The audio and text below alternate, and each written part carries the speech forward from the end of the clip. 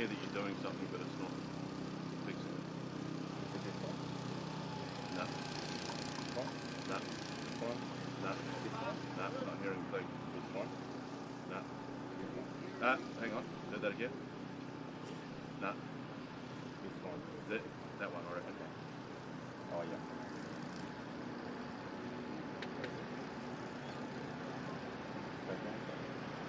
I can hear you fiddling with it, but it's not working. Half like it made Murray. Yeah. We heard that when you took it out. Yeah. Is it working then? No. Yeah. No. I can hear you jiggling, but it's not working.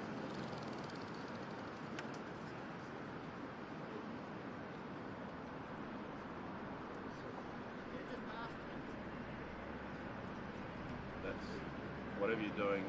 It comes and goes. Okay. You can hear that it wants to come in, but then it goes. Yep. Yep. That was better then for a sec, but it's gone again.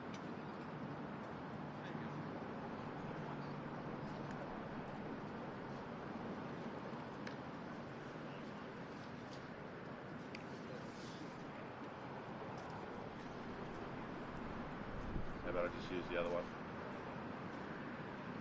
Yeah, use the other one.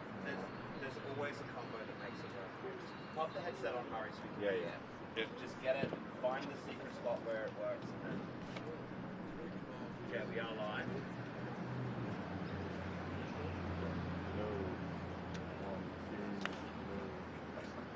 Hello, hello, hello. That one's muted, Right. but I can just as easily do it.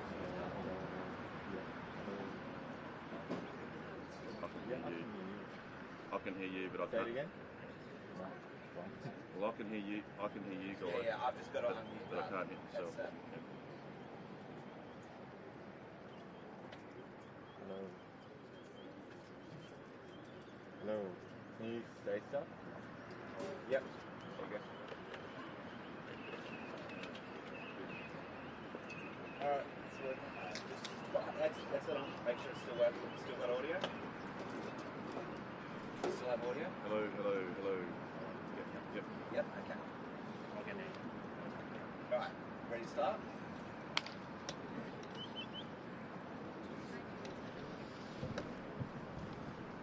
Yep. Not yet. Get 2 more seconds.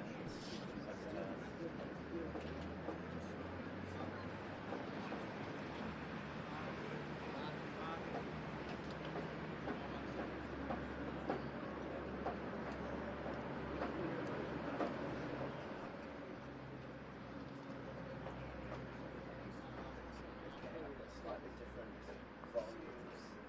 Oh, no, Simon. Mount the shotgun to your camera, please. Shotgun line to your camera. So that you can hear what you're pointing at. No, mount it to your camera. Just do it. Just do it.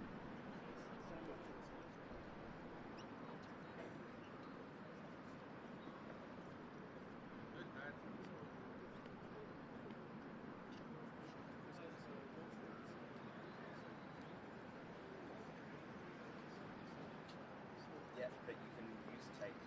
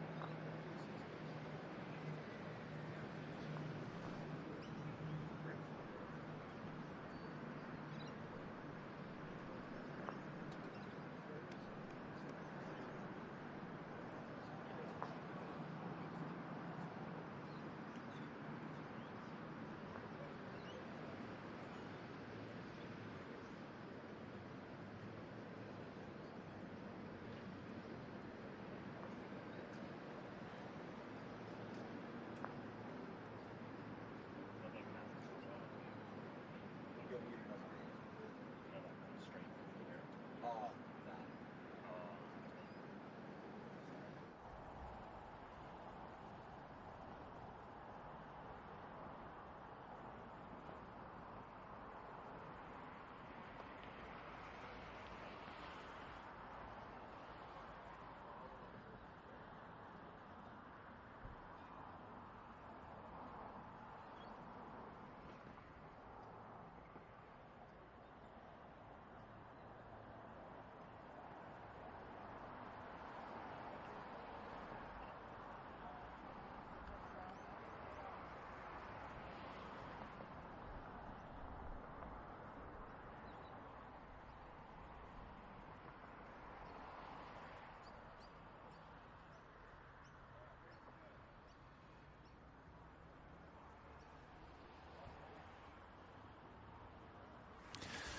Ladies and gentlemen, welcome down to this Bowls of Say live stream down at Marion Bowling Club for the Men's Country Carnival Finals Day.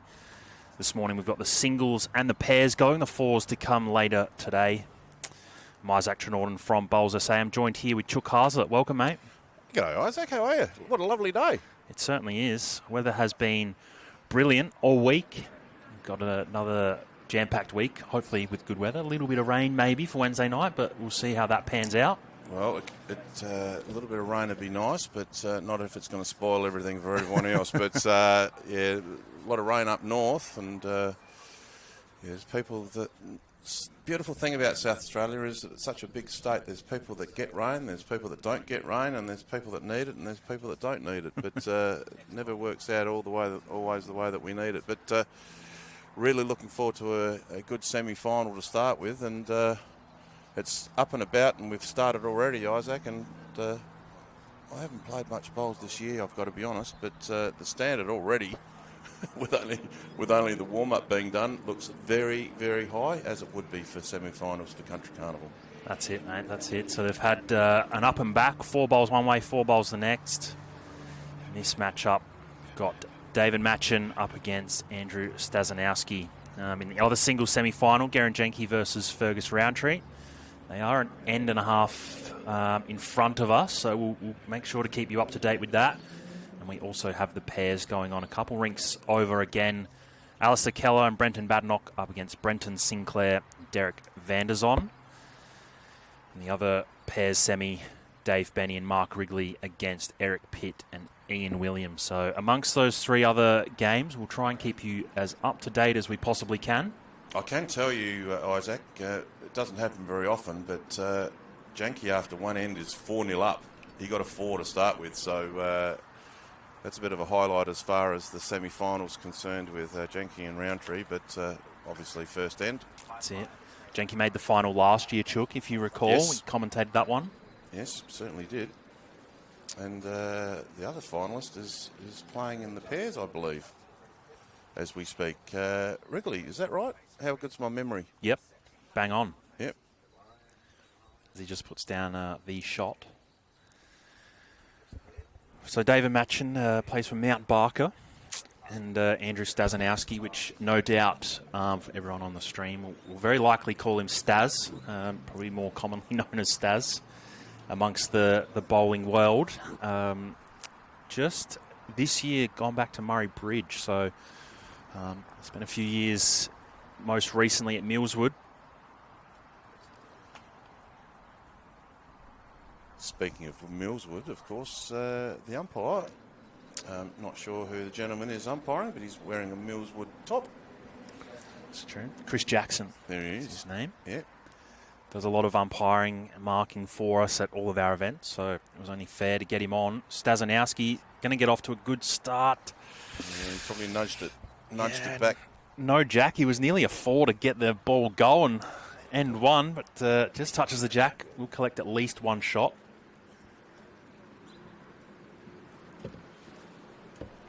Very cool, calm, collected character, Andrew Stasinowsky.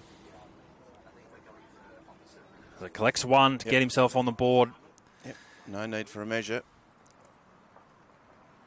A little bit stiff, to be honest, Chook, yes. But you could probably take a fair bit of confidence away from that first end.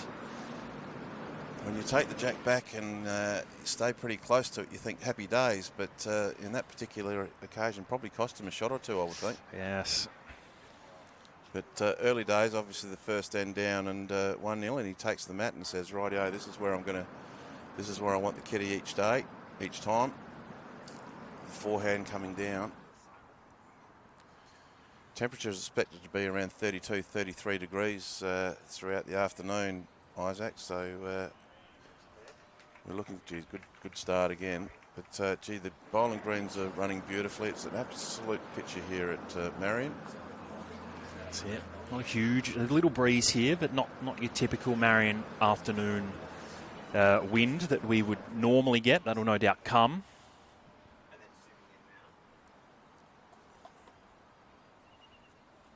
Nice little crowd gathering here too. So if you're anywhere near the area, if you we obviously want you to watch the live stream, but we also, if you can get down here to Marion and support the bowlers, it's going to be a good day. That's it. Anyone playing round robin country round robin this week, feel free to come down to the club. Greens are open after lunch. Get your practice in early. Stasinowsky off to a ripping start.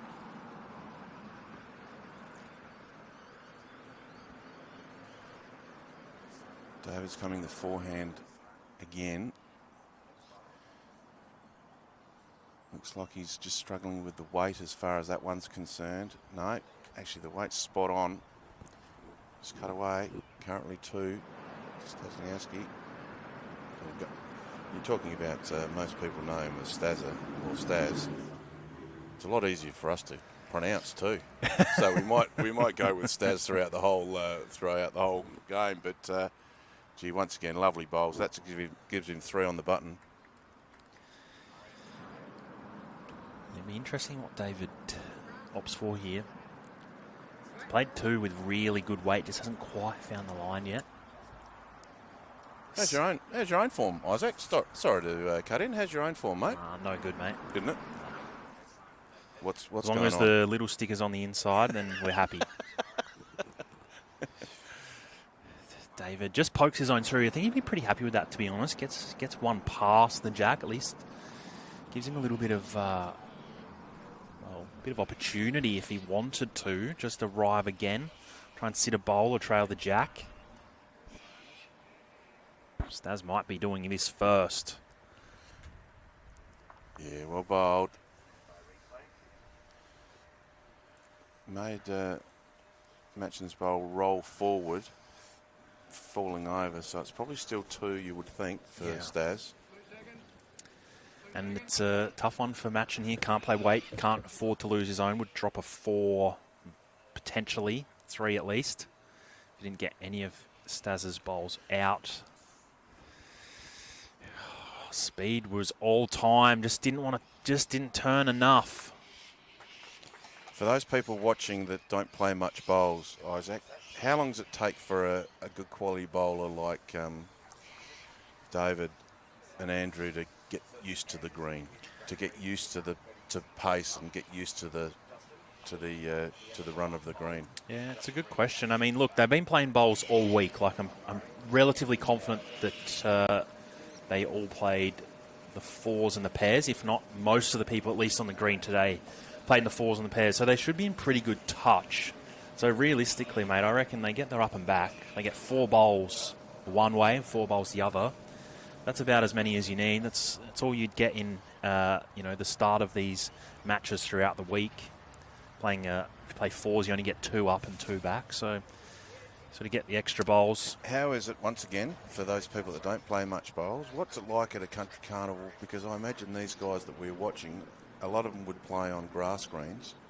There'd be some artificial turf as well that they play on. Is that something that's easy or hard? I mean, everyone's different, I guess, but is it easy or hard to adapt to, going from an artificial to a grass? I think they play relatively similarly. I think the only real change is, on the artificial or carpet, that you can occasionally be a little bit more sort of slippery if you play a bit of weight. The jack moves a bit further with the heavier jack on the carpet or artificial as opposed to the grass. So it's probably not a huge amount of difference, but, maybe a little bit. As forehand is the hand of choice so far. And Isaac, I remember last year we were sitting here and the guys were doing a great job as far as the live streaming is concerned. And I ballsed up at least twice their name. Can we get the name of the live streaming business that's getting the live stream out? And I'm going to write it down and I'll make sure that I pronounce it properly this time. Sure can, mate. Spacequake Sports. Spacequake, rightio. I think I called him Space Quack once, but Fair chance. Spacequake is they're doing a great job. 3 cameramen and the tech guy sitting behind us, who's very important because without the tech guy, it wouldn't be going out anywhere.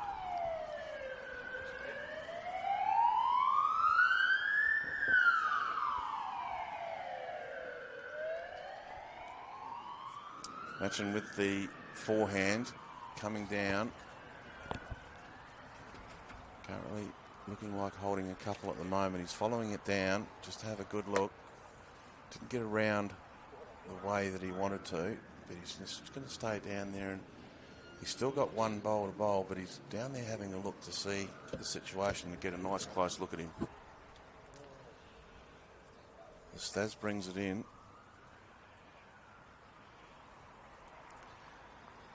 A little bit of a nudge on the way past, but not enough to make any difference.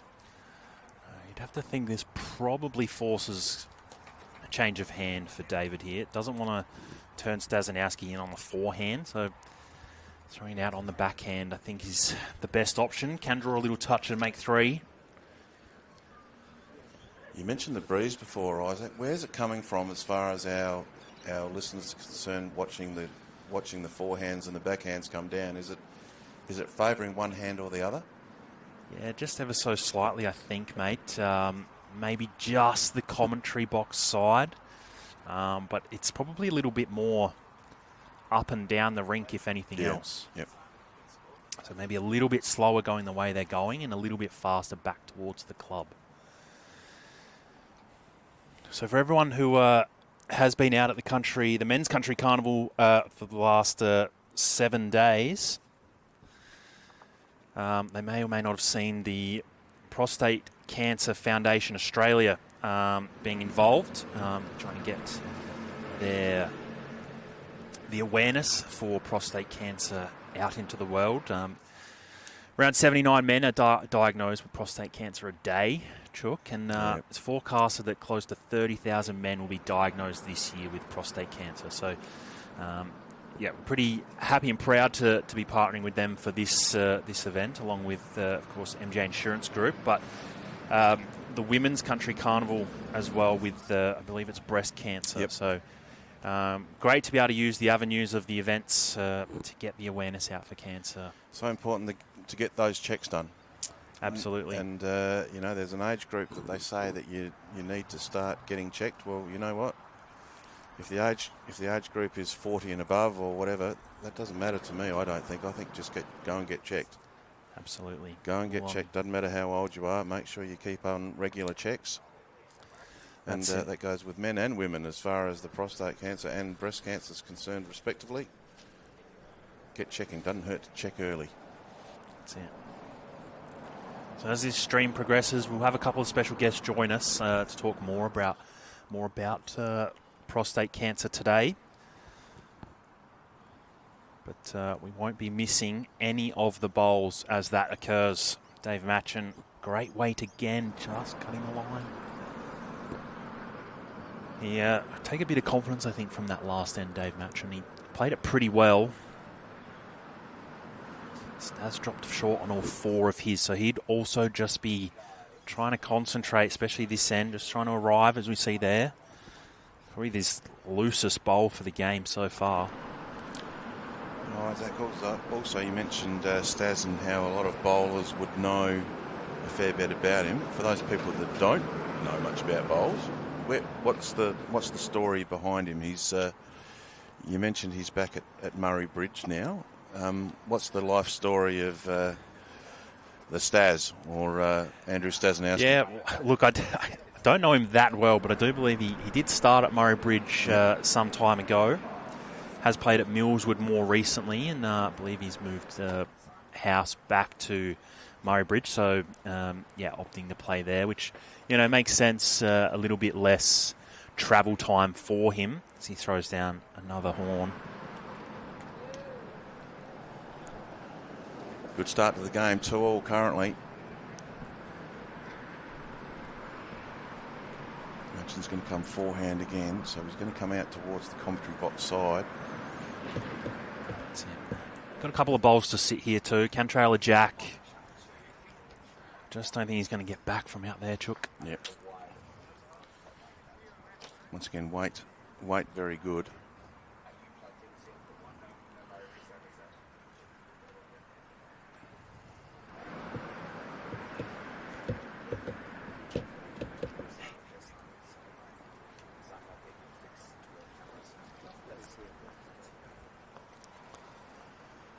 Stas just rolling through there. Looks like he's got one shot, could be two. We'll just wait and see what the marker says. But, Chook, as we said, we'll have a couple of special guests on. We're going to start here with someone that I'm sure plenty of people will know, but I'll hand it over to you, Chook, to get stuck into it. Well, first off, we're going to introduce Will McDonald, who a lot of people would know from the TV and from the news reading and reporting, and a very famous young man. How are you, Will? Hello, everyone. I'm very well, thank you. Thank you so much for having me here at we're at the Marion Bowling Club, aren't we? We are. For now.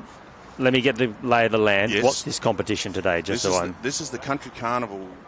Country Carnival, where people from all around the state converge on Adelaide, and you'll look out over the bowling green that you're at the moment, Will, and you'll see people from Streaky Bay, see people from Berry, from Bullaroo Centre, from Mount Barker, all over the place. Some of my old stomping ground when I was a very young journalist You and spent TV a bit of reporter. time in Port Pirie, I believe. Port Lincoln and then Port Pirie. yeah. About 4 years in the country. Yeah. So, yep.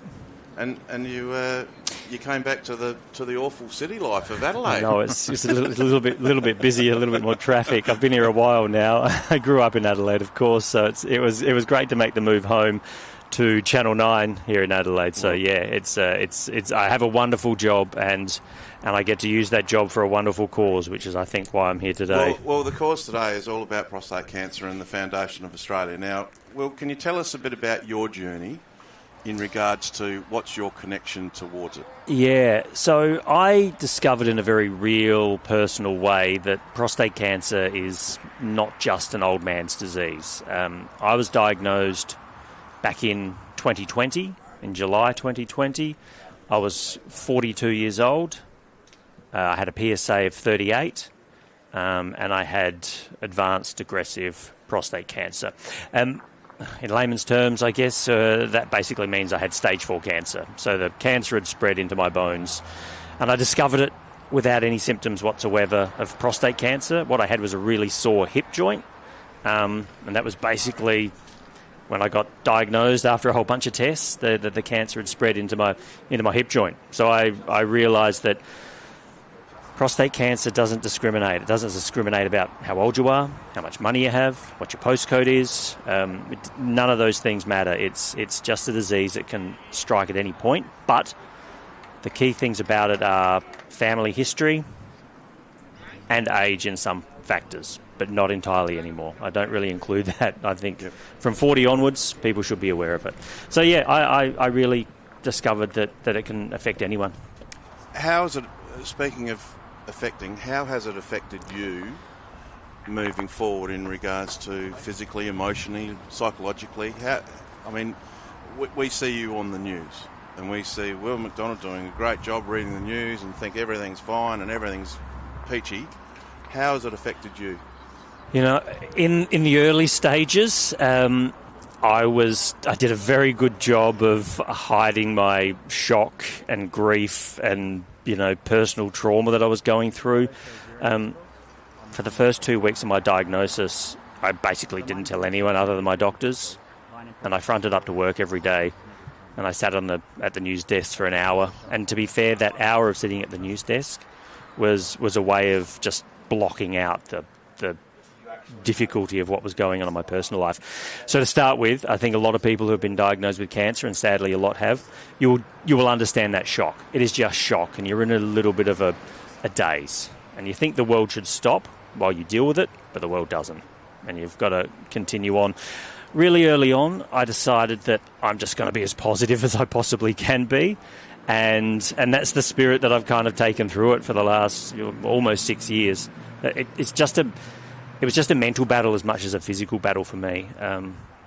But I went through chemotherapy, radiotherapy, and I now live on some medication which is called hormone therapy, which is no fun. It's quite difficult with a lot of different side effects. But I get to be, relatively healthy and happy and still live a pretty good life, even though I have to keep in the back of my mind that I've got to be aware of it. I think the very important word that you mentioned during that chat and that answer to that question was support. And the Prostate Cancer Foundation of Australia they're offering obviously great support to so many Australians. How do they support you, and what's your thought process in regards to the way they do their job and to help you? The Prostate Cancer Foundation of Australia was like this gift that came out of nowhere when I was first diagnosed. It was like just a wonderful gateway into meeting people and professionals and nurses and doctors who know what you're going through. The Prostate Cancer Foundation of Australia have this wonderful, wonderful program, and you're going to hear more about that in a little while, called the Specialist Nursing Program, where the nurses just understand what is going on. When you're in the medical system, it can be a bit of a rush sometimes. But the thing that I've really gotten out of it is getting to meet so many specialist nurses who work for the PCFA, and they just have the time to answer in a slightly different way than other medical specialists do. They're wonderful. It is such a great program that happens, and I hope anyone who is sadly diagnosed with prostate cancer, make sure they know there is often a nurse at many of the treatment centres, but there's also a wonderful telehealth nursing service which you can call up for free and talk to a wonderful trained nurse. So that's been terrific. But it just lets you know that you're not alone. Because I think when you're diagnosed with cancer to start with, you feel so alone, like no one knows what you're going through. And then you kind of get some of the information and you meet some of the people from the Prostate Cancer Foundation of Australia and you realise you're not in this alone. And I think that's really critical. Speaking to Will McDonald, Channel 9 newsreader, and very well known around country areas as well. And we'll touch on that now as far as the countryside of things go. And it might be a question more so for Sarah than yourself, Will, but you'll probably know the answer is, as far as the foundation's concerned, a lot of people automatically think, right, these great foundations, they're doing so much great work, they'll be in the city. Are they also in country areas? Yeah, absolutely. And there's been a lot of work been done recently. Sally Sarah, the team she leads, to get more nurses into regional South Australia and regional Australia. A couple of years ago, I was up at the Pascoeville Field Days. Yep. And we had a stand up there and we had a bit of awareness and fundraising and things like that. And communities are getting around it they do their own fundraising to make sure that the PCFA and other organisations can fund the prostate cancer specialist nursing organisations. So they are out in regional areas, but it is sadly no secret, and as I said, Sally can talk more about this, but it's no secret, sadly, that men in regional Australia do have, sadly, worse outcomes from prostate cancer than if you live close to a metro city. Yep. So there needs to be a lot of awareness about early detection on that front, but also a lot more support, funding, to make sure that there's no divide in terms of the care that you get no matter where you live. Some of the advice you'd give to people that are thinking about, right, I need to have a test done, or I'm worried about this, or I'm worried about that. How have you changed your life in regards to, let's say, what you eat? Let's say what you do physically to get fitter or so. Is there a certain amount of things that you've done along the way to help the process of what you're going through, e.g. walking in the morning, for example, that sort of stuff? Look, I have absolutely... Look, I was kind of fairly fit, I guess, when I was diagnosed, which made it a bit of a shock. I thought I was really healthy, fit and strong, but I still got diagnosed, Yep. So it doesn't discriminate in that regard. Yeah, my health now, in terms of what I do, what I eat, is in my mind a little bit too much sometimes. Yep. But I just try to live a really balanced, good lifestyle. I eat well, I watch saturated fats, I do that Yep. stuff. But it is just listening to the really good basic advice. You don't need to go crazy in terms of changing things. I didn't become vegan overnight or anything like that. Mm-hmm. If you're vegan, that's fine. Yep. But you don't need to do dramatic things. You just need to listen to the good, solid, basic health advice of eating good. And I try not to eat ultra-processed foods, all that sort of stuff. The one thing I do advocate hugely is exercise. Yep. I've been a little bit crazy in terms of what I've done. I did a Ironman triathlon after I was diagnosed as a fundraiser for the PCFA. Yep, I always wanted to do one. And I guess there's this scenario where when you get diagnosed with a really serious cancer, you kind of want to live life now. Yep. And you just never know what's going to happen next. So I say to anyone, if you want to do something, do it. Exercise is massive. Exercise. It's the greatest medicine other than medicine. So that's the key thing that I would tell people. As you can tell, Will, by looking at me and talking to me, I don't get out and do as much exercise. I should be doing. If I did an ultra-marathon, I'd last about 2.5 metres, I reckon. That'd be about it. I wouldn't run out of sight on a dark night, I don't think, Will. Will, what have events like this mean to you? Because you're getting the word out there. I imagine you're doing guest speaking and stuff like that all the time. What have events like the Country Carnival mean to you and to the organisation that you're in love with? Well, personally, I turn up at an event like this and I see the PCFA banner over there, and I just feel like people have my back. Yep. I feel really, really grateful and honoured that people are even talking about it. You've got us on to talk about this. Yep. Honestly, I do. I think it's amazing. Every event I go to where people are fundraising, no matter what they give, if it's $1 or $10,000, I think that is staggering that someone cares enough about a stranger to try and help them out. The other key thing that I think is wonderful about this is it just gives us the chance to get awareness out there. Testing is really, really easy. I have a slogan on my T-shirt at the back. It says, "The tough get tested." Now, there's a lot of misinformation, I guess you'd say, about what a prostate cancer test is or a PSA test is. Fingers have been mentioned quite a bit over the years. They have, that's right. For lack of a better word, let's chop fingers off. Yeah, let's forget about the fingers. Fingers, that does not happen. That is not a thing. It is a blood test, dudes. It is a blood test. That is it. Turn up, they take a little bit of blood, you can get a PSA test. And it's just so important to get that reading so that you know what's going on in your body. Information is power. So my advice is, from the age of 40, go to your GP, get a PSA test, know what your number is, especially if you've got any family history. Well, McDonald, it's been great to catch up with you, but one final question, and thank you very much for being here. Thank you very much for your time to have a chat about it, and we'll catch up with Sally very shortly. But you talk about the support of the foundation and what they've done. You've obviously had a lot of support from family, employment at Channel 9. And you probably get emotional because I reckon you're that sort of guy.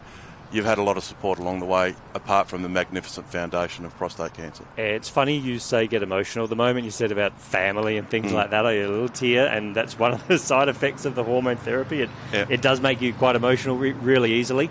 My family have been nothing short of amazing. I have an amazing partner, Samantha. We managed to have a little boy called Alfie. He's 3. So if you do the maths, we had him after I was diagnosed.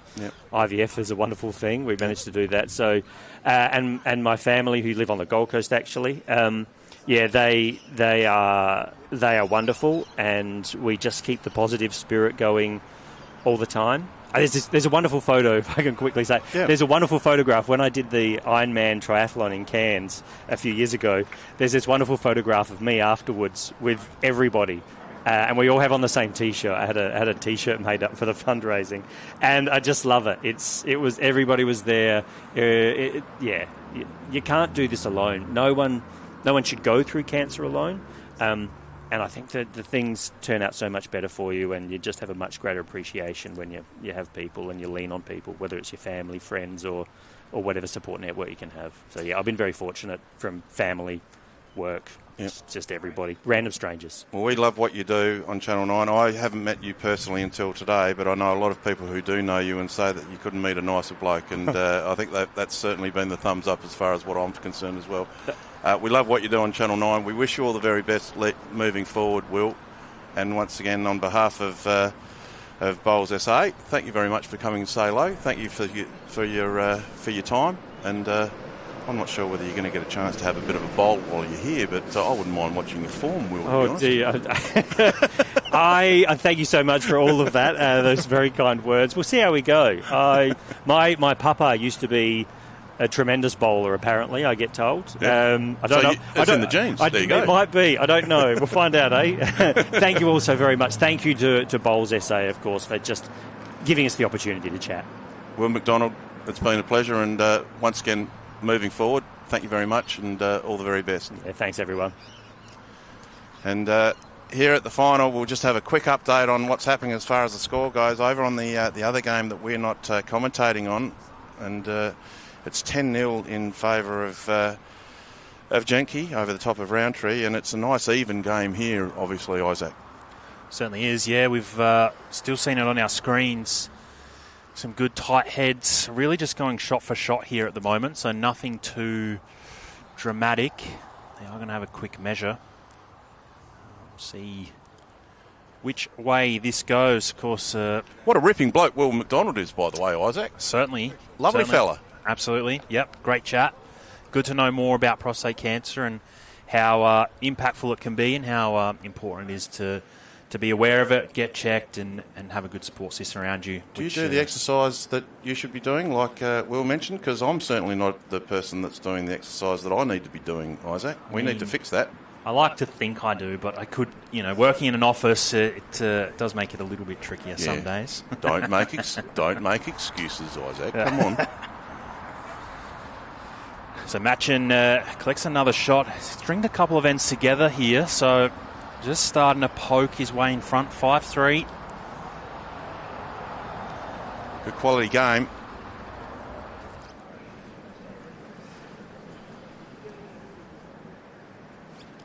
Both pairs semi-finals are being played as well.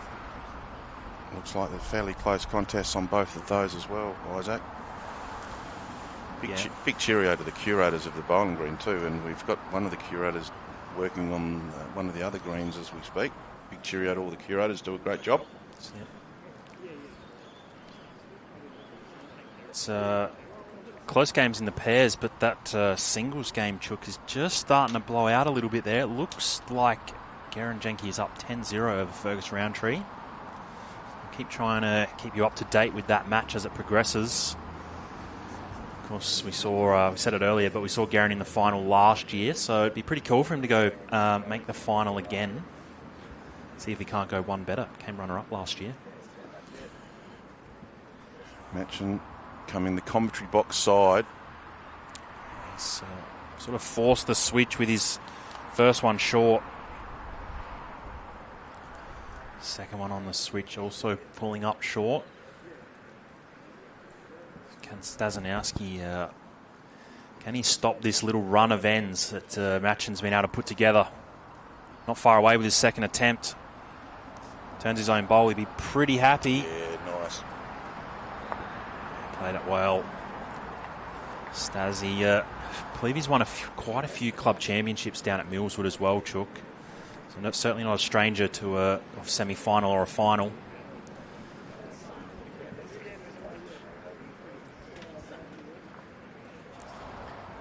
Machin, bowl 3. Body language not impressed. I don't think it's there, is it? No, it's cutting across. Staz is holding 2 currently. Trails by 2. Comes once again commentary box side, which is backhand. Gets another turn out of either of his bowls. He'd be pretty happy. Front one in particularly. Looks a little wide. Maybe, once again, as far as tactics goes, is he deliberately gone back, do you think, there, Isaac? Just in case there's a bit of a hell ball coming? Yeah, look, it's probably a pretty reasonable option. I mean, he turns one of his bowls, he'd be pretty happy, but, there's every chance that David opts for weight. This occasion he doesn't. With bowl 4, widest line he's taken so far, I don't think it's going to come back. Yeah, it looks wide.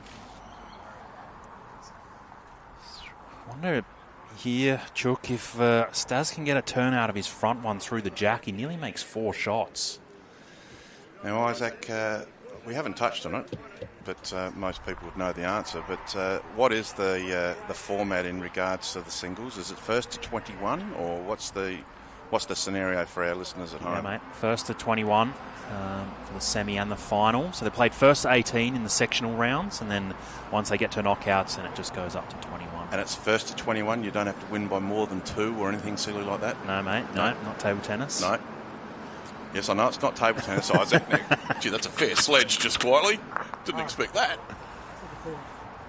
Didn't mean it like that. I'm sort of thinking there might be a lot of viewers and watchers viewers and listeners that don't know much about bowls. So fair call. There may be some silly questions out there just for those people that don't have much to do with bowls in their life. That's it. Stas gets 2 shots, takes that little run of ends away from David and gets them back to 5 all. Yep. And had a lovely chat with Will McDonald from Channel 9 newsreader, and the prostate cancer story that he's been through and the support he's received. Lovely chat with Will, and he's a lovely fella. As I say, I know a lot of people that know him and say that he's a fantastic bloke. Well, I'd never met him until just then. Lovely fella, but we're now catching up with one of the magnificent organisers and nurses as far as the Prostate Cancer Foundation of Australia is concerned, and it's a very good morning to Sally. I was calling you Sarah before, but is Sarah your surname? Yes. Now, this is a little bit of tongue-in-cheek, and I know that I've said this on other live streams over the years.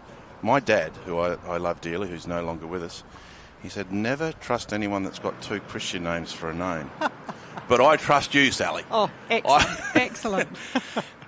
Sally, tell us your involvement as far as the magnificent organisation of Prostate Cancer Foundation of Australia. Well, first of all, thank you very much for inviting us here today.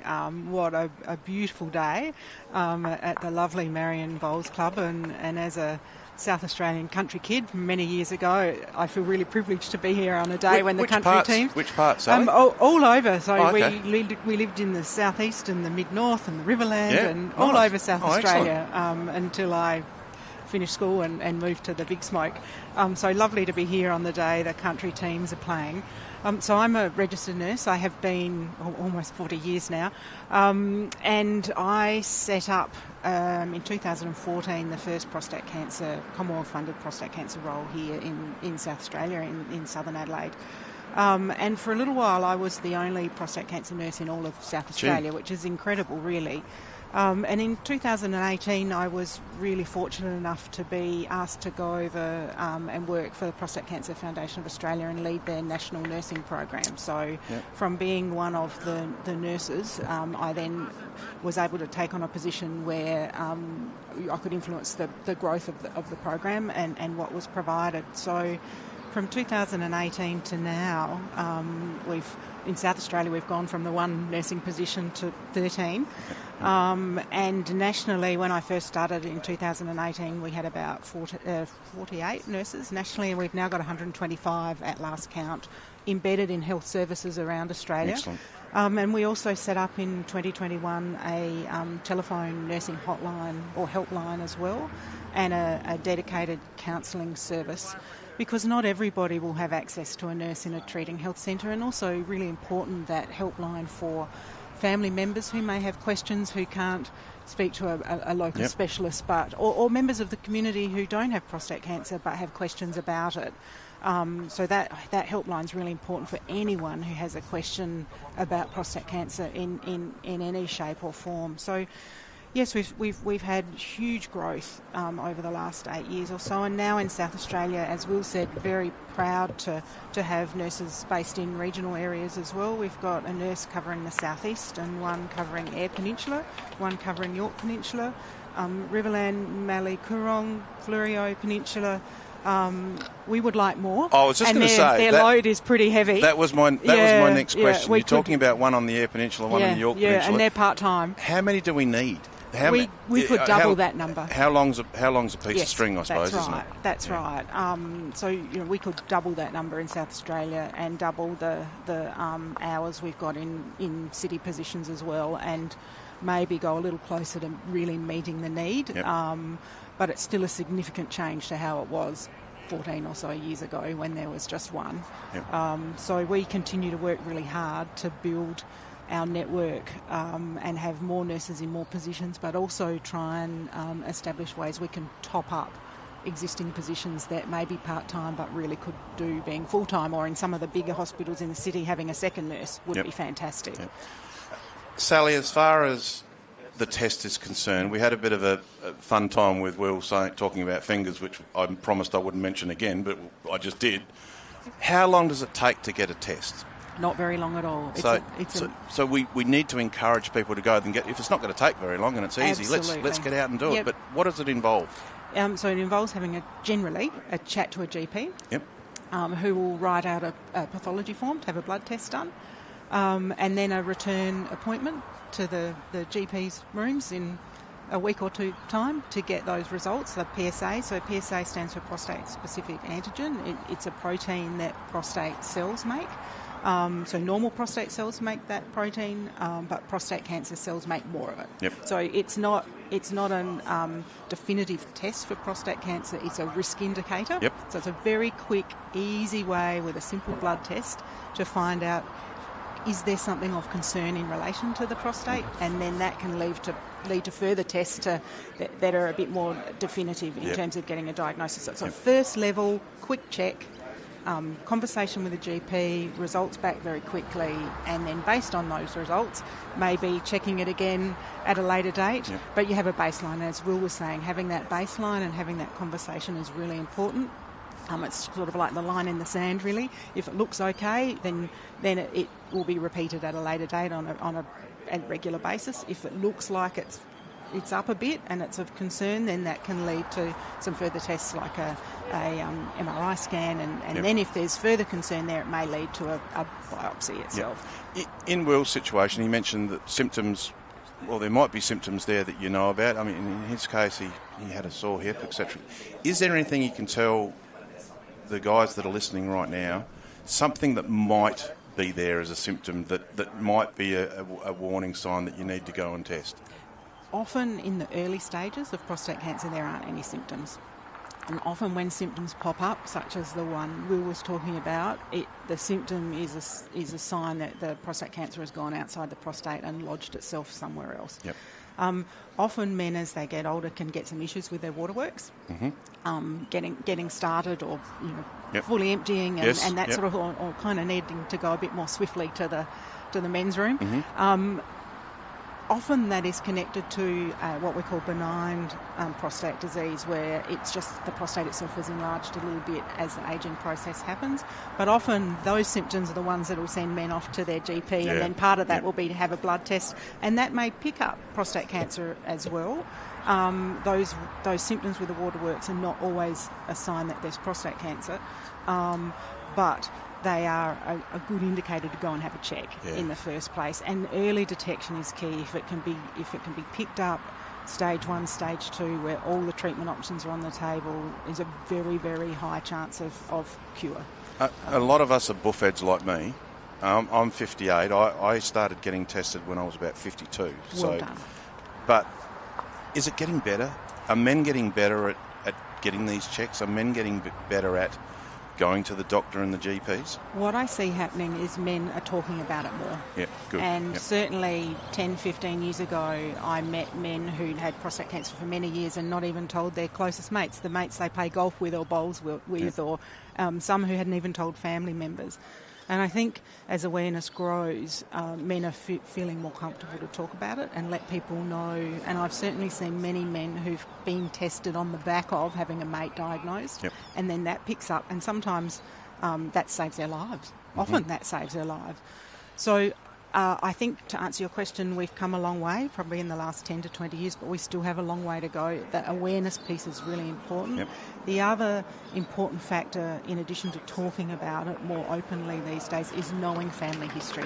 Because not all prostate cancer is connected to a family history, but it can often be connected to a family history. So if a man has his dad or uncle has been diagnosed with prostate cancer in the past, so important that they chat to their GP about that and get tested early. And for men diagnosed who have sons, really important those sons know, and then they get on and get tested early. And as far as testing is concerned, Will mentioned it, and you mentioned it as well, sort of around that 40 years of age onwards. Is there any need, is there any requirement for people to maybe start a bit earlier than that, 30 years of age, 35 years of age? Because Will being fit, Will being young, and he was young when he was diagnosed, is there an advantage in getting in there early before the age of 40?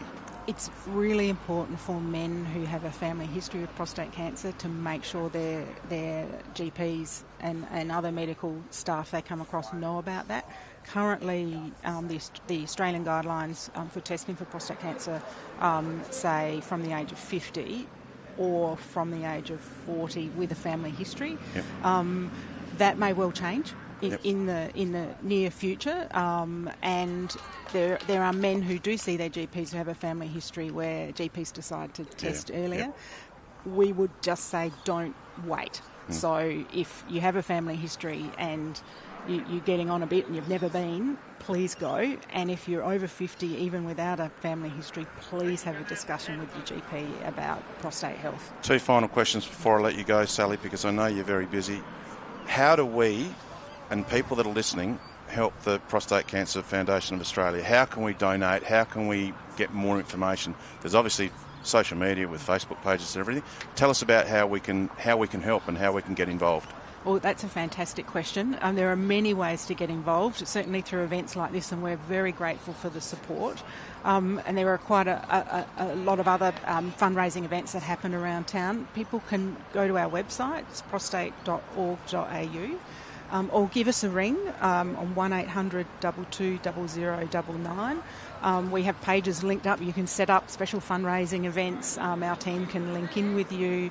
So really, it can be as small as a $5 donation or an event like this. Bowls for Blue also has a special website. Bowls for Blue? Yes. Yep. That, Bowls for Blue. We Excellent. will give you the details of perhaps, and you could absolutely. mention that in a yeah, minute. absolutely, Sarah. For this particular event. So it can be as easy as a $5 donation through our Everything helps, account. doesn't it? Yes, or an event. And the other wonderful thing about events like these, the fundraising aspect, of course, is important. We're supporting our nurses and our telehealth line and our counselling service and the research we do. But also events like this are incredibly important in raising awareness.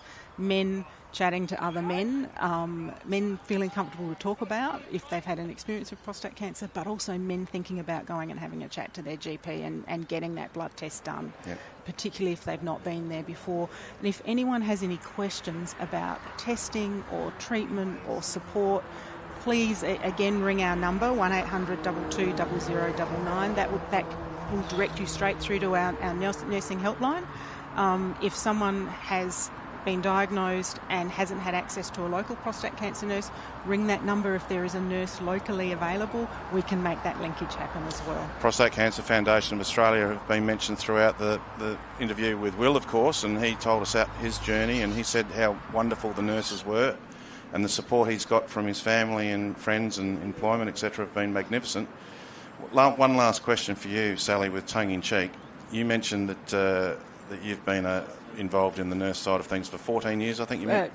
Nearly 40. 40. Yes, Well, that's aged me a little bit. What got you started, and why prostate cancer nurse? Because, like I said, there's a lot of buffheads out there. How did you first get started that 40 years ago? It's a bit of a long story. Certainly going into nursing 40 years ago, I was young and I guess like many nurses just had that desire. Doesn't look like you've been involved for 40 years. You look very young now, Sally, if you don't mind me saying. That's very kind of you. But that desire really to help people in their time of need. When the Commonwealth-funded prostate cancer job came up here, I saw an ad in the paper. I was happily doing another nurse. I was in a nursing management job, which I figured I'd be in for years, and I saw an ad in the paper to set up a prostate cancer nursing role, and I could not stop thinking about it. And in the end, I thought I will regret it if I don't throw my hat in the ring for this. And then, blow me down, I got the role and set up a service from the ground up, which is a great privilege, and many people in their career don't get a chance to set something up from the ground. And by the end of the first month, I was totally absorbed in the prostate cancer space, the inequities in care and support, the knowing how much work we needed to do in raising awareness, and the volume of men. Nearly 300,000 Australian men are living with prostate cancer currently. And I knew then that I would spend the rest of my career working in the prostate cancer specialty area. Sally, Sarah, on behalf of Will, who was here we were talking about before and talking to before, on behalf of all the men that have been affected, all the people that use your service as far as the Prostate Cancer Foundation of Australia, on behalf of everyone, we thank you for what you do and appreciate everything you do and love everything that you do. And make sure the listeners and the viewers get on those Facebook pages, get on those websites and donate, because we want more nurses out there. Thank you, and thank you so much for inviting us here today. It means a lot to us. Yeah. Now, there's a story going around. We did mention that Will McDonald was going to get a bowl, and his grandfather was quite a good bowler. I think Sally Sarah might get a bit of a go as well. Any chance? Oh, well... Isaac's here. Isaac, can we organise that by any chance? Sure we could. Yeah. Sure we could. Yeah. Barefoot? Mind you, you don't want to show up the country carnival bowlers that are bowling in these finals. If you show them up, there'll be an absolute riot. But to Will McDonald, to Sally Sarah and the Prostate Cancer Foundation of Australia, we thank them very much. And get on those websites, get on those Facebook pages, donate, and they do a marvellous job and make sure that there's plenty more of them, and that great work continues. Thank you very much. Thanks very much, Sally.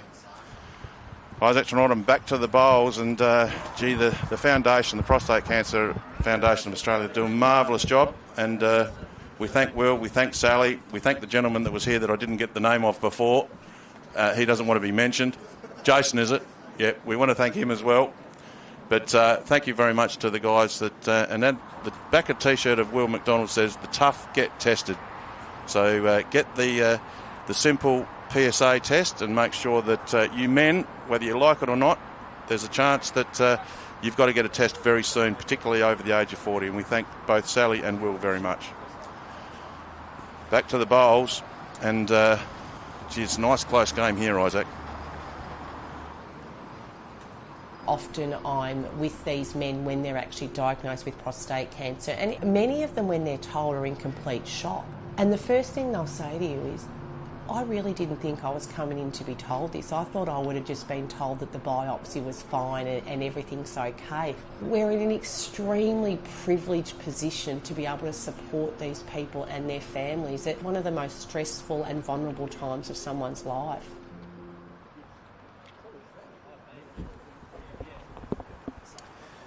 All right, ladies and gentlemen, good to have those conversations with the Prostate Cancer Foundation of Australia. From here on in, Chook, we are bowls focused 100%. So buckle up. We've got a great contest in front of us. Machin just edging his way in front. Stasinowsky hot on his tail. In the other semi-final, Jenke from Berry is 13-2 up on the other scoreline. So bowling very well, but nice close contest. Machin 9-7 up here. First to 21. And having both Will and Sally here, good chats with them. And Isaac, not wanting to get too personal with you, but you're nowhere near 40. But we all need to go and get tested if you haven't already. You might think, oh, I'm all right, everything's okay, I've got nothing to worry about. Well, if you're over the age of 40, it's always a good idea to, better to be safe than sorry, I think is the take-home message. And if you can donate to the Prostate Cancer Foundation of Australia, please do so. They're always, like a lot of these organisations, always looking for donations and fundraising to make sure that this great service continues. That's it. Stasinowsky, second bowl there. Collecting the shot. Haven't seen too many loose ones in this, those last few ends. Has been watching and listening to those stories. So the quality of game certainly hasn't changed. The length of the bowls, there hasn't been too many short ones or long ones that haven't been delivered, and that's a lovely toucher.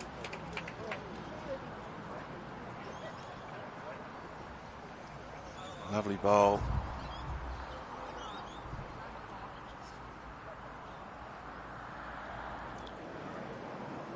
Following him down. Commentary box side. Doesn't look like it's going to turn. It's got a little bit of weight to go out the back.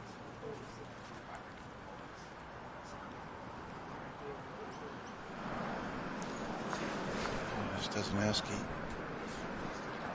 From the way both of these bowlers are bowling, what actually happens on weekends? Do they play on the weekend for their local club? Do you know, Isaac? Or it's a good question.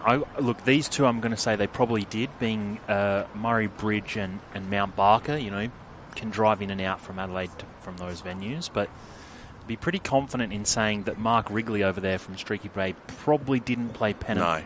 on No, Saturday. they didn't play. They don't play again until the 21st of February. The Streaky boys. Nice.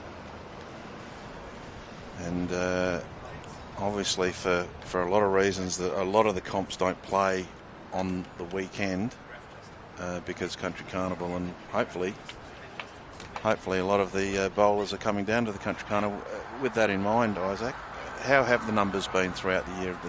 Have the numbers been around the same sort of numbers as usual, or have they been up or down on past years? Yeah, they're around the mark, mate. They're coupled down this year. I think the fours was maybe 4 teams less than last year, and then you sort of apply that similar ratio of people to the other events. So probably down about 8 teams in the pairs, and therefore about 15 or 16 entries in the singles. So I think we talk about cost of living with so many things, and I think that's probably the reason why, because people just haven't got the money to pay for the accommodation. In a lot of cases, it's fairly expensive to come down here for a week or more. Yeah, 100%. And look, some of these players are going to play country round robin for the next 4 days as well. Yeah, so, absolutely. It ends up being a 2-week event. The hard part, the great part of living in South Australia is we have these really cool international events. The hard part for people coming down for round robin is that it does clash with live golf, so naturally that's going to put a slightly bigger price tag on those last couple of nights for those playing and staying down in Adelaide. And Isaac, once again, a lot of people would know you, Isaac Trnorden, they know you and what you do, but once again, there's a lot of people that might be listening and watching that don't know much about you.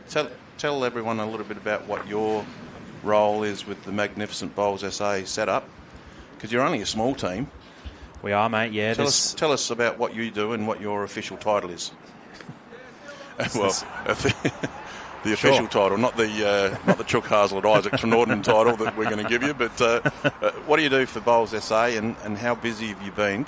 Give people a bit of a picture of how busy it's been getting bowling greens and getting the Country Carnival up and going. Yeah, so title is Manager of Bowls Operations, but in saying that, we've got a really good team at the moment, full of people who are really passionate about delivering the best products, the best events, everything to the top and best quality that we can. Of course, there's only 6 of us in the office, so we have to work really hard to get everything ready. Country Carnival, very, very busy time of year, especially with round robin to follow, and this year with the Women's Country Carnival straight after. So 3 chock-a-block weeks of bowls, but if you like bowls and you're passionate about bowls, it's very enjoyable. It makes it a pretty good place to work, and you can't really complain about sitting out in the warm weather right now under the shade watching bowls and just talking bowls. And speaking of your team, who else is in your team? Who else is at Bowls SA that people need to know about, particularly when it comes to Country Carnival? Well, to be honest, mate, everyone. I think we all play a significant role in getting these events up and running. We've got Lou as the CEO. Lucy Tiller works in marketing, so anyone who's been around bowls for the last few years probably know Lucy. She's been at many events, plays a bit herself. We've got Michaela, who's here at the club now helping out, who plays currently at Adelaide. Yep. We've also got Anna, who, if you ever call Bowls SA, there's a very good chance you'll get Anna to pick up the phone, and she is certainly really important to getting this event up and running. She does a great job booking the venues and the volunteer umpires and markers for days like today, round robin for the next week, Women's Country Carnival finals, all the finals and all these kind of events. She does a great job. Great bowl by Machin coming in. He gets the touch. He's going to sit with it, pretty close to it. Looks like he's holding at least 2 by the look of it, Isaac. Isaac, as far as and we'll commentate on the bowls very shortly, but as far as the Country Carnival is concerned, we're here at the lovely Marion Bowling Club, and you mentioned Millswood, and you mentioned all these different clubs, etc. How happy are the city clubs having Country Carnival throughout the week? Is it something where particular days are better for one club and not the other? And paint us a picture as to how it's received by the clubs that you're asking to use their greens? Yeah, mate. They love it. They thoroughly enjoy hosting the men's country carnival and the women's country carnival. I guess the men's fours is naturally the hot ticket item. Because you've got more bums on seats. More bums on seats, Yeah. and certainly plenty more beverages consumed. Like soda water and... Correct. Yeah. Mm-hmm. Cooper's 3.5 is a good one as well. Yes. There's no doubt I'll have a couple of them a little bit later on. In fact, is it midday yet? No, not quite. Nearly. Yeah. But no, they very much love hosting, mate. It's a good time for them. It's a good time for the participants as well, coming down, playing on the good greens. At most of these clubs, good hospitality, and of course, great volunteers. Also, the volunteers, you mentioned as far as the lunches and everything that they do to make sure everyone's felt welcome. And the umpires, you mentioned the umpires, they're volunteering their time, which is magnificent. But it's all about bowls, but it's also all about the social side of things, the catching up with people that you haven't seen for 12 months. And we've already got a game that's been completed by the look of it, Isaac. Yeah, we have. The last few ends we looked over and it looked like Garen Jenke has got over the top of Fergus Roundtree there, 21-5. But well, I don't think it really didn't tell the picture of the game. It looked like Fergus was in the area a lot, just would half a jack or half a bowl and not get any result, or he would just go through a little gap. Definitely didn't paint the picture, but well done to Garen Jenke, making it through to his second Country Carnival singles final in 2 years. Now we have a bit of a break, and as a bowler that's about to play in a final, I suppose there's tactics involved in regards to, he'll now take a look at these two bowlers. It's a close game here with Machin currently 12-7 up. Do you take a bit of a look at your opposition, and do you think, right, this is a strength of his, this is a weakness of his? Do you try and pick up on what's going on? And secondly, being the final, where does it get played? Because do you change rinks, or what happens there? Yeah, mate, all good questions. I think as much as you watch your opposition, you probably don't take a huge amount away from it. I mean, to make it to a final, they can obviously play a bit. There's probably not a huge amount of weakness or particular strengths that you're going to be competing against that you can, I guess, overly use to your advantage, especially watching him play someone else. But we'll have to chat to the players. So they're very likely going to be on this rink again. They will get an up and back, of course, being a final. But yeah, for men's country carnival, the way we try and operate, all on the one green. Obviously a fair setup here with a couple of scaffolds and the cameras and everything. Yep. So they will play on the same rink. So next question is that an advantage for the bowler that's been on here for that game during the semi-final? Oh, yeah, there probably is a touch, mate. But I think we down here at Marion, we're definitely not like you're going to get a bad rink or a dodgy rink. Yeah. So No, good point. won't be a whole lot of difference between them. Stasinowsky, can he make it off his front one, even turn it in? No is the answer, just hanging wide. Weight was good. Machin just starting to peel away here. He'll make his way now to 13 shots. Collecting one here. Conditions perfect. Really nice weather here at the Marion Bowling Club. That's it. Sun's got a little bit of bite, but nice cool breeze coming through. Nothing too strong. Won't be having too much effect on the bowls.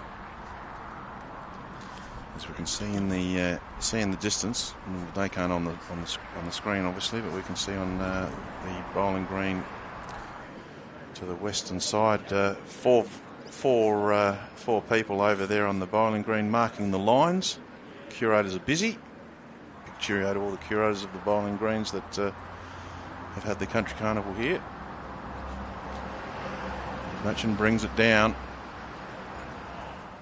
A little bit short. Not overly happy with it. He turns around and goes and collects his second one. Stazza currently trailing by 6 shots. Wants to put the pressure on by putting on a nice close one. Once again, a little bit short. Big cheerio to everyone who's, not that I've had a look, but I imagine there's a few comments in regards to the live stream, Isaac. Hopefully they're all nice comments. Yeah, mate. Has anyone said how handsome we look on camera? I think I did see a couple in there actually, but I didn't want either of us to get ahead of ourselves. So I know you're lying. Yeah. I know you're lying. I know you're lying. Stazza needs something close. He wouldn't be panicking just yet. He's trailing by 6 overall. Goes away from us on the forehand. He's turned his back on it. He's not happy, obviously. But he's given his first one a bit of a nudge up to. It'll be one to Stazza, and a measure for second is the early call from Millswood umpire.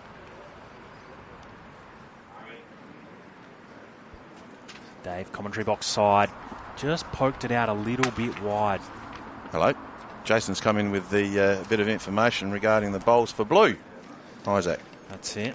If anyone is interested in donating, www.bowlsforblue.org.au. If you do want to get involved, of course, we heard those very impactful stories just before from both Will and Sally. So if it did touch you, feel like you want to get involved, that's where you got to go, www.bowlsforblue.org.au. Of course, you can jump on the Bowls Say website or Bowls Say Facebook page. The info is there as well. Machin is coming on the forehand as well. He wants to get around those two black bowls of Stazza's. Hasn't got the distance. No. Be disappointed with that set of 4, I reckon. And I'm tipping that Stazza will come now on the backhand, I would think. Yeah, his bowl coming in probably only needs a turn and a half, maybe 2 rolls to get in, if it's not already. Yeah, he's got a little bit of weight, a little bit of extra weight on this one by the look of it. There's a gap there to go through. In fact, he's not going to go through the gap. He's going to go around perfectly. That is a beautiful bowl. It's a beautiful bowl. And under a bit of pressure with being 6 down, first to 21, 2 have been kicked away, and there's a chance for a measure, maybe. As Machin's just, he's conceded 2, and he's thinking, right, do we need to measure this? Yeah, it looks like the one on the blue line, on the centre line, looks like it's in, being that Machin's bowl is sort of level. Yep. But that wing one, I think, is probably the major question. Now, Spacequake camera work is magnificent. It's giving us a bit of an idea of the process of measuring, something that I absolutely despise. I don't like measuring. I haven't got a steady hand, Isaac. That's a total of 4.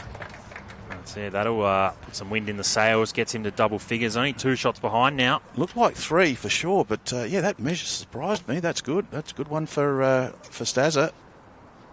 Cuts the margin back to 2.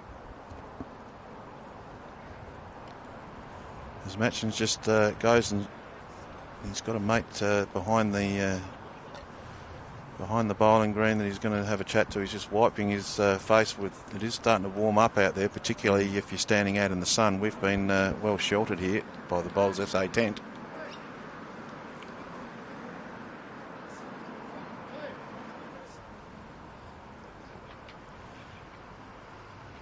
Has he got the journey with this one? Looks like he's got it pretty close. Yeah, that's a lovely bowl. It's a nice one to start with. And where do you play, Isaac? Play at Sturt, mate. Yeah, there you go. Recently made the change. Give your club a bit of a rap. They a good club? How are they going Certainly this year? Mate. Cracking club. We're going well, mate. We're going well. Handful of sides. We've got 7 Saturday sides. And 7 Saturday sides? Yeah. Gee. Lovely bowl. Yep. A lovely touch and followed it a fair way. Sorry, so Sturt. Yep. Yeah, 2 greens every Saturday.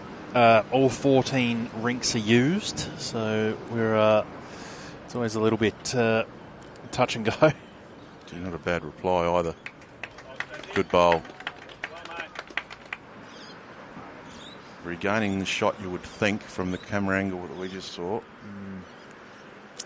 Not a bad shot on here, though, for Dave. Just arrive up, get a turn out of his own, sit that last one of Stasinowsky's.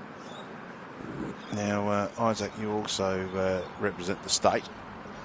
Tell us what's on the horizon as far as representation bowls, rep bowls is concerned. You got much going on as far as higher levels? Yeah, well, I guess the South Australian environment, we really only have nationals as our event. So I guess for now, we're probably all focusing on our own game, just trying to work through what we've got to do to be better. And of course, what we want to do at the club. Oh, great bowl. Stasinowsky.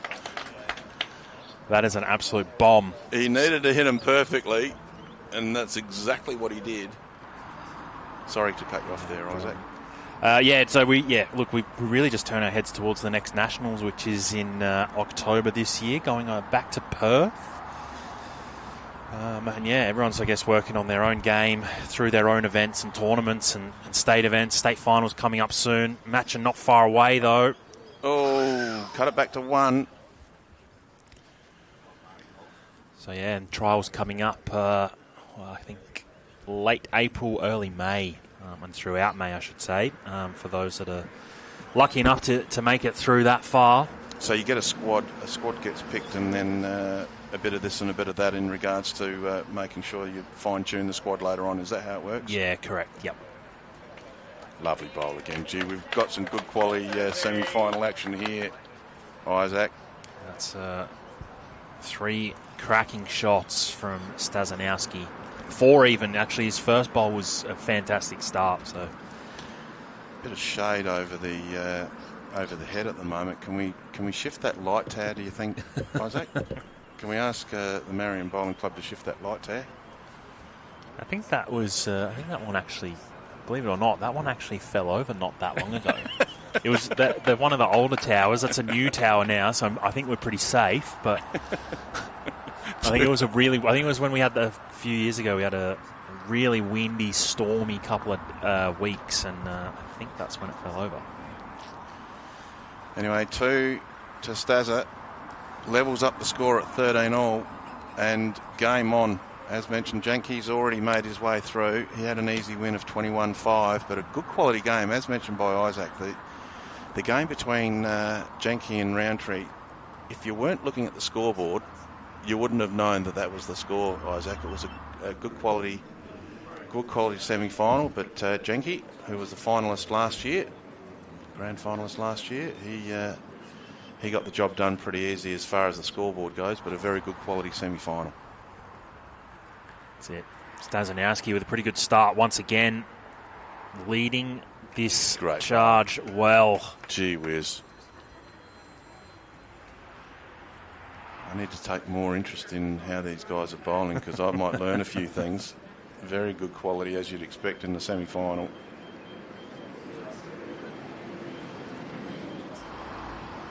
Seems like the hand to play just seems to turn just a little bit more on that non-commentary box side, so that sort of Westfield end.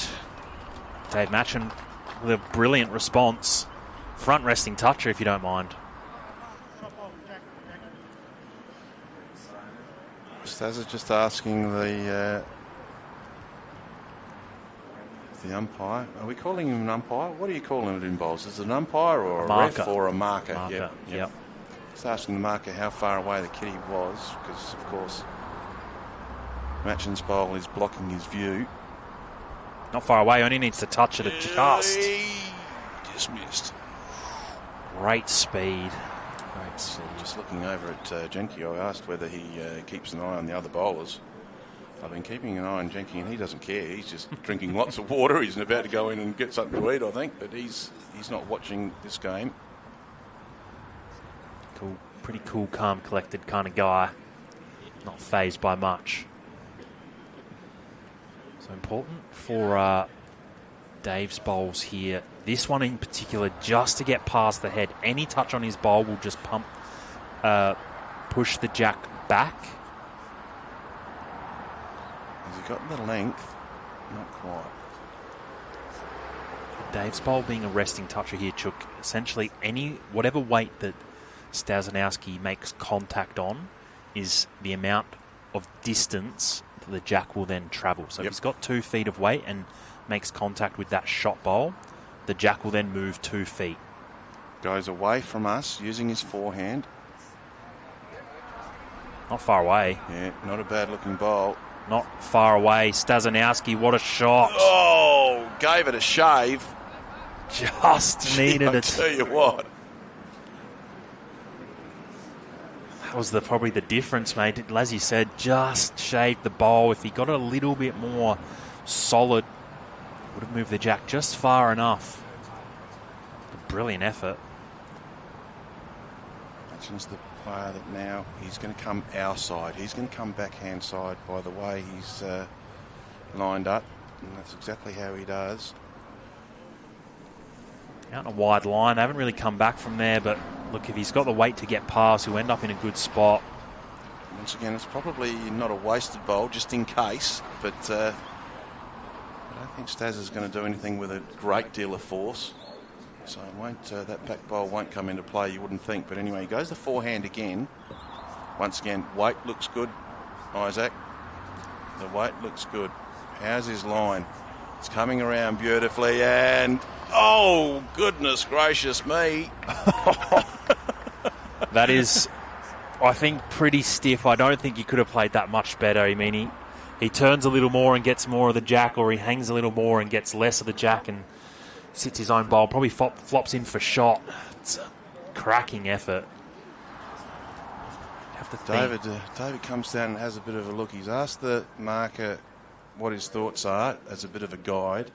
He's gone down a few steps to see what he'd like to do and decides, right, well, I reckon I've got one, so I'll just throw that out, and that looks like Chook Hazlett's bowl on a normal Saturday.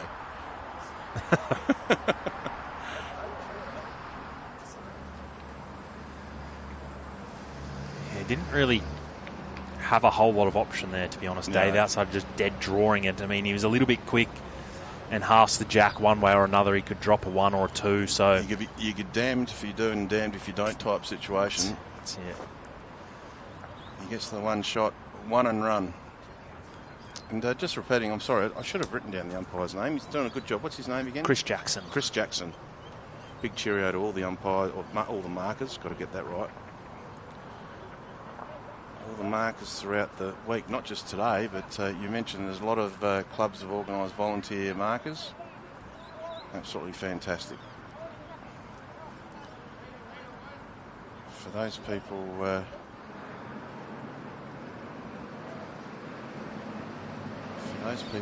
watching, we'll try and give you an update on the pairs that are being played as well.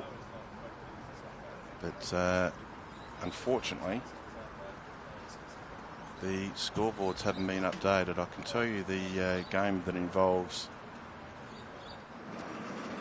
the two Bullaroo boys. The score is 10-5, which is all very well and good, but I don't know who's 10 and who's on 5 because we haven't been keeping an eye on it. But once again, a lovely bowl from Staz.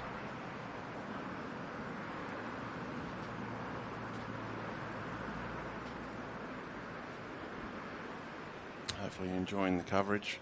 Bowls SA. And Spacequake Sports, they're doing a great job with the live streaming. We thank the tech guys and the 3 cameramen. They're doing a great job, Isaac. They certainly are. As is Dave Machin. What a shot. Nice bowl. First one just pokes passing through. It's going to be in a fantastic home as this end progresses. The second one followed up perfectly. Good crowd here, Isaac. Certainly is, mate. Yeah, Monday of Men's Country Carnival finals. I mean, plenty of people still in Adelaide coming to watch. Stasinowsky a little stiff, not to get a better result. But no doubt there'll be more people coming in as this day progresses, Chook, with many coming out, and no doubt we'll be putting some bowls down in practice for the week ahead. Now, we were talking about the social side of things, and we mentioned Cooper's 3.5, which is a bit of a favourite of mine, Isaac. But just give you an update on Jenke, who's going to be playing in the grand final. He's won the semi-final. His flavour of choice is a blue Powerade, Isaac. Jenke's come out with a blue Powerade to refresh himself leading up to the grand final. What time does the grand final get played, mate? Is it straight after the semi, or how does it work, mate? Well, it depends how much longer we have in this game. 10:50 now, probably not getting out of this game until 11:15, 11:30, so it'll probably be lunch after this, and then the final will start. Oh, great bowl. Stasinowsky wasn't going to miss that again.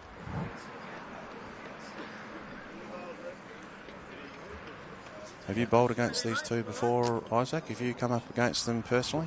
No, not really, mate. No. I'm probably unofficially in maybe a casual setting, but obviously being Country Carnival and you playing in the city, it's a bit different. But correct.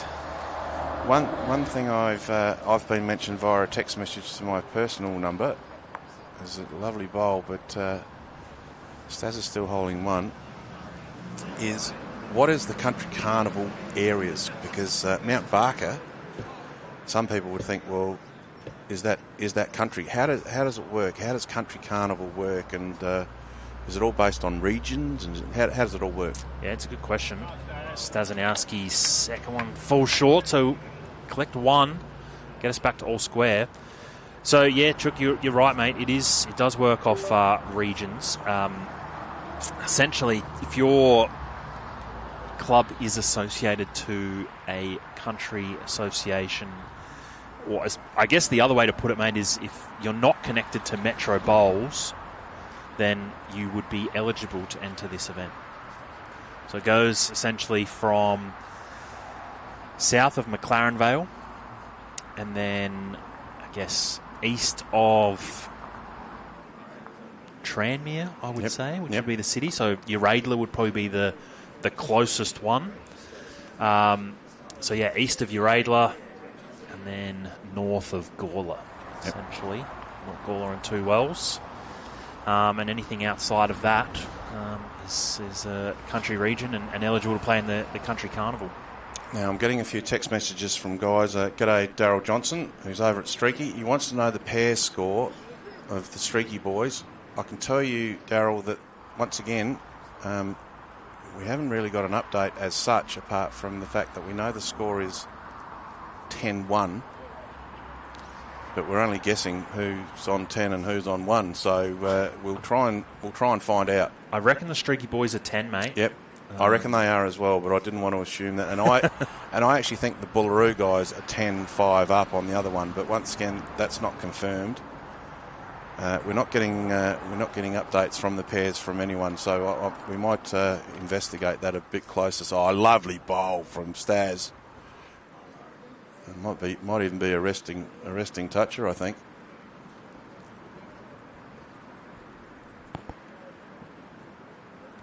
Try and get an update on the pair scores for you shortly, but we do think that it's Bullaroo and Streaky winning their semis at the moment. As the Hellball misses, you've still got another couple up your sleeve, Machin.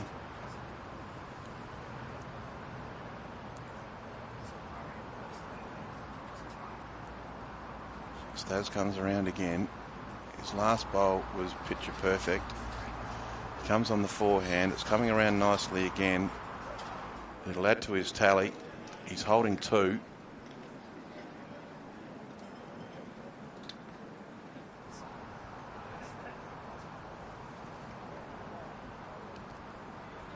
Forehand with normal weight, not a hell ball.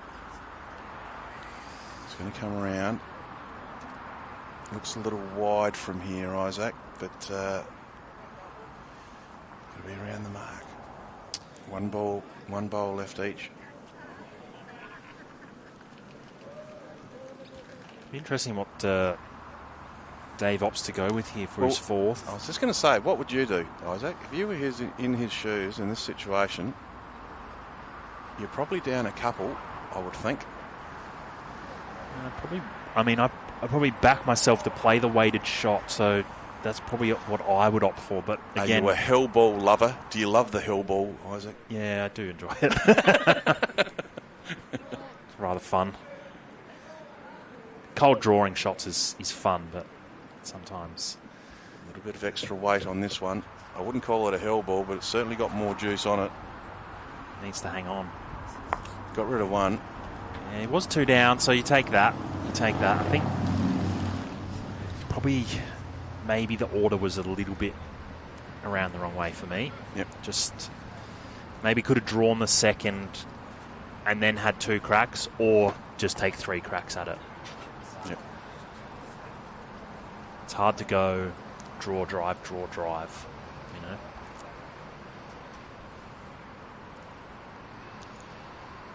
You get into a mindset, I guess, and it's hard to change it to a certain extent.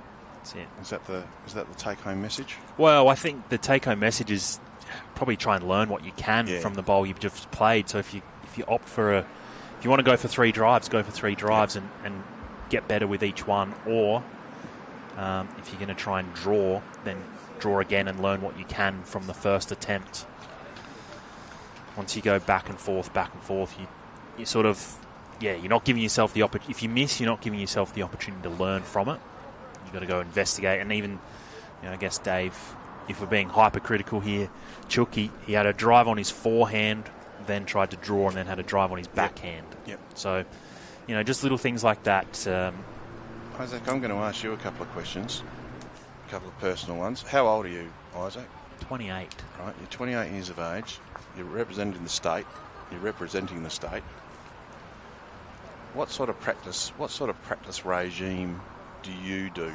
Do you like playing with pairs and fours and get as many bowls in your hand as you possibly can with team events, etc., or do you train on your own, or do you do a mixture of both? Yeah, it's a reasonable question. I'm a big fan of practicing on my own.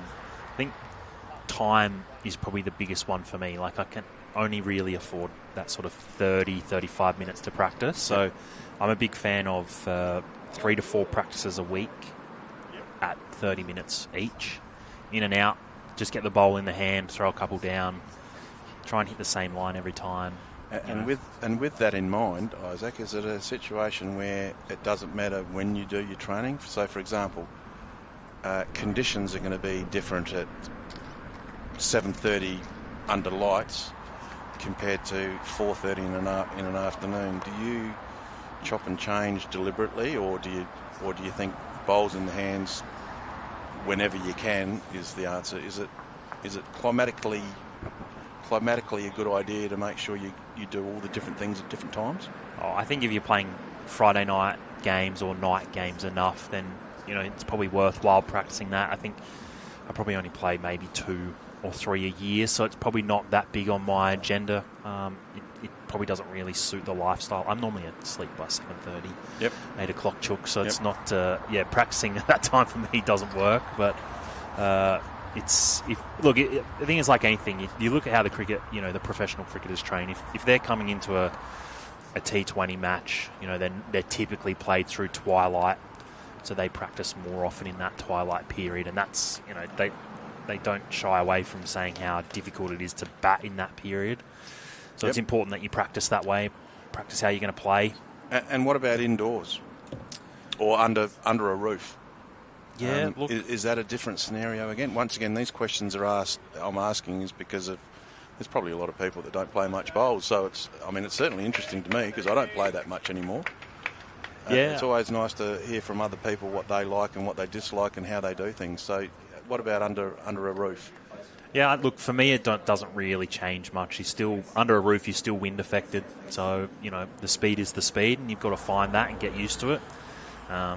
There's no walls or anything to stop the wind. So it's just like practicing here at Marion in the wind. I guess practicing indoor, if you had that facility, then for sure. But South Australia, we've only got the one in Wallaroo, which is a little bit far away for me to make it on a week-to-week after work basis. Yep, bit difficult. I'm pretty confident that Bullaroo in the pairs are 10-6 up. Of course, Keller and Badnock are the two players involved there, currently 10-6 up in their game. And I'm not sure what as 2 goes to Stazza. He now goes to a 17-14 lead. In the other pairs game, they haven't updated the scoreboard, but I can tell you, Isaac, that Streaky, the Streaky boys, Benny and Wrigley, they just got a 4, but they didn't put it on the scoreboard. So if they update the scoreboard shortly, I'll be able to tell you who's who. But Streaky just got a 4, I can tell you that.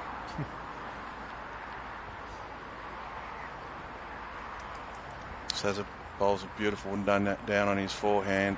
The marker was just about to flick the chalk on, but it just missed, just shaved it, almost shaved it. Staz had 3 really commanding ends here as well, Chook. Like, hasn't had many, if any, bowls outside of a foot and a half. Probably a little bit stiff only to come away with 2 1s and a 2. Certainly talks to the standard of this game. Yep, absolutely. What it's been.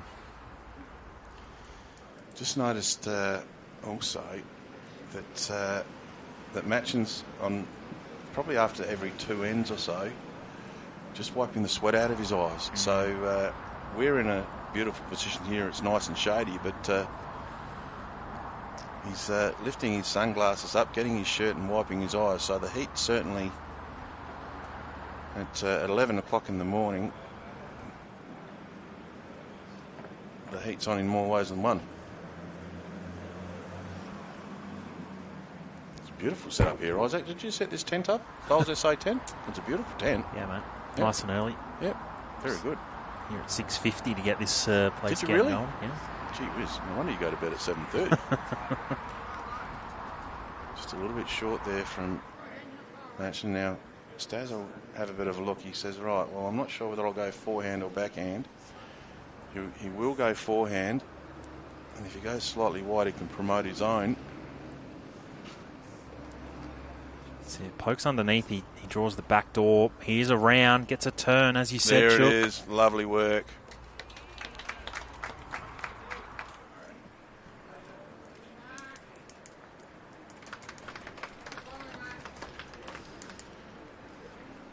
Great camera work by Spacequake. Just having a look at the bowl, nice and close there. Can see that he's going to be using the forehand, Isaac. A little bit of heat on this one. Let's see if he can cause a bit of trouble down the other end with that little bit of heat. He's knocked out his own. Unlucky. Yeah, I don't know if the weight was the play there, to be honest. His angles weren't great. Even if he chipped the front shot bowl of Stasinowsky's out, he still didn't really have a whole lot on. He would have had to he would have gone back to the draw anyway. Probably would have been better off, I think, just trying to give themselves 2 cracks at trying to draw it, like we spoke about before, Chook. Play 1, try and learn from it, and then go better again with the second. Staz has got 4, so this could be the game. Machin, who's been very, very good. It's been a great game. He wasn't happy with his last bowl, as you mentioned, Isaac. And now the pressure's on. So now he's really... I think he's drawing for game here. I mean, look, he only has to get 1 bowl. If it goes with weight, he only has to get 1 bowl out. He's still in it. He's going the backhand. So he's changed hands from the ones that he's released earlier. It's draw weight. Reasonable track. Yeah, all about his line. I reckon the weight is pretty good. Doesn't need the shot, but needs to cut it back. It's turning away. Looks to be 4. Looks like they're shaking hands. Will they do a measure? for the fourth. They just have a look. They stand next to the kitty. They have a bit of a look. One gets kicked away. Two gets kicked away. Three gets kicked away. And for the win of the semi-final, it's a handshake. That's it. There we go. Stas ends up with a 4. 21-14 is the score, and a very high-quality semi-final. Certainly was, Chook. Well, Dave was just starting to run away with it there for a little bit. Sort of as we came out of that interviewing period, he was up 13-7, but Stasinowsky really went through. He won 6 of the last 7 ends to take himself from 7 to 21, and that included 2 4s. Yep. It'll be Murray Bridge versus Berry. It'll be Stasinowsky versus Jenke as Chris Jackson, the marker, walks down the other end. That's it. Well done to the markers throughout the... we didn't mention the marker of the other singles game. I'm not sure whether you knew who it was, Isaac. I'm sure you probably do. We didn't, but it was Jane Matthews. There you go. Hawthorn Bowling Club. Yep. Well, ladies and gentlemen, thank you very much for joining us. We're going to go chat to the players now, and look, it's just gone just after 11:05 here in Adelaide. So I think we'll chat to the players, see if they want to play right away or if they want to have lunch. So we'll either catch you on a stream in about 15 to 20 minutes or catch you on a stream in about 45 to 50. Thank you very much for tuning in. We'll be back with you shortly with this men's singles final. Andrew Stasinowsky versus Garen Jenke.